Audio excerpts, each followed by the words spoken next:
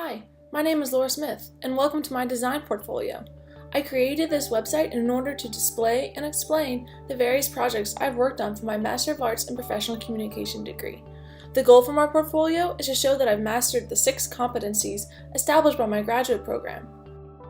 This video will briefly explain my portfolio's design rationale and the projects you will find within it. So sit back, relax, and thank you for taking the time to view my portfolio. The overall theory I used was Jesse James Garrett's theory on the elements of the user experience. Garrett outlines 5 planes that designers need to consider: the strategy, the scope, the structure, the skeleton, and the surface. In order to develop the website, I considered each of these planes one by one from the bottom up. The strategy. Garrett explains that the strategy plane must consider both the user needs, the goals that come from the website's audience, and my own site objectives. In order to mold the strategy plane then, I had to consider the rhetorical situation. Lloyd Bitzer explains the importance of the rhetorical situation in his article by stating that it is the situation which calls the discourse into existence. The exigence for the situation is something waiting to be done that can be positively modified by discourse. The audience for the situation consists of those people who are capable of being influenced by discourse and of being mediators of change. In this situation, the exigence was the need to create a portfolio that would showcase my mastery of the 6 MAPC competencies to my committee, my audience, who will ultimately judge my portfolio. The competencies I need to show are visual communication theories and practices, scholarship and empirical research design methods, rhetorical theory, professional communication processes, procedures, and practices, technology and media production literacies, and writing and editing skills. My portfolio was then created because of this situation. My audience's needs were determined by the exigence and the audience for the website. The scope. The scope of the website explains what features, functions, and content need to be included on the website. In creating my portfolio, I had to include a set of projects, including my client project, that showed my mastery of the competencies. In choosing which products to display, I utilized Kenneth Burke's idea of terministic screens. Burke explains that the terms we use select and deflect a certain reality. In determining the scope of my portfolio, I selected projects that would direct my audience's attention to my best work. Next is the structure. The structure plane incorporates the navigation and interaction of the website. With this in mind, the structure of my site was divided into 4 main elements accessible from the homepage. Janice Reddish explains that the homepage should let people start their tasks immediately and send them on the right way. When visiting my website, I wanted there to be no confusion as to where they should go to find the information they are looking for. Upon clicking on the portfolio link for my homepage, I wanted to develop a pathway page that would display all the projects included. In order to create the categories for each of my projects, I consider the MAPC competencies and my own interests. Clicking on each of these projects will then lead the user to a specific page with more information.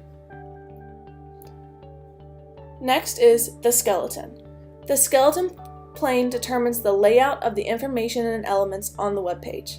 In developing the layout, I wanted the final deliverable for the project to be the most salient feature on the page, but I did not want it to hide the discussion that needs to accompany each project.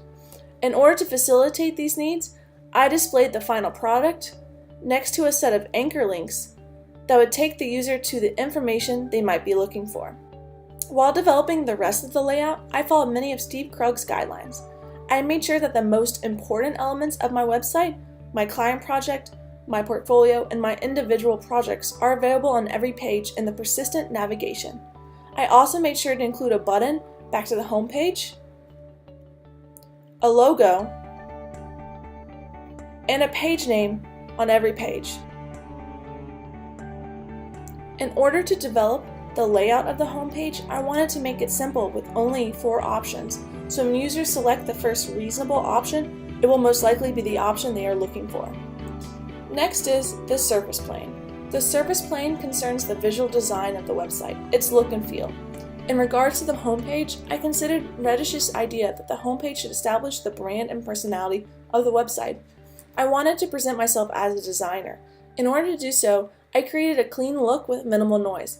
I also carefully chose the color scheme, the font styles, and the look of the navigation menu items. By carefully balancing the weight of these items, I believe I achieved my desired aesthetics. Now that I've discussed the design rationale for my portfolio, I want to briefly explain the projects it contains. Each of the projects in my portfolio show my mastery of the MAPC competencies. First is my web design project. For this project, I developed a website for 356 Sushi in Clemson. The project consisted of 4 separate stages that encompassed all the steps needed to research, design, and implement the website. This project displays my competencies in professional communication, rhetorical theory, and technology and media production. Next is my digital publishing project. This project involved rendering Dorsey Armstrong's new, modern translation of Sir Thomas Malory's Morte d'Arthur into an interactive multimedia iBook. This project involved the following competencies: visual communication, rhetorical theory, and technology and media production. Next is my visual design project. This project involved creating a new employment guide for Clemson's Human Resources Department for an upcoming career fair. The client wanted something that was more professional looking, aesthetically pleasing, and eye-catching than their original flyer. During this project, I displayed the following competencies: visual communication, professional communication, technology and media production, and writing and editing. Next is my media production project. This project involved creating a how-to instructional video. In order to appeal to my audience, I chose to explain how to survive a zombie attack. This project displays my competencies in rhetorical theory, technology and media production, and writing and editing. My last individual project is my empirical research project. For this project, I developed and conducted a small preliminary pilot study. The goal of my study was to understand how a particular web page should be adapted through responsive design for viewing on a mobile and tablet device. This project utilized the following competencies: visual communication, empirical research, rhetorical theory, technology and media production, and writing and editing.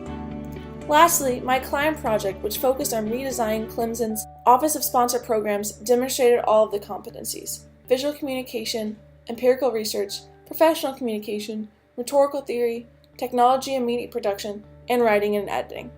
If you want to learn more about any of my projects, be sure to check out the individual project pages. I hope this video has been informative, and thank you for taking the time to learn about my portfolio.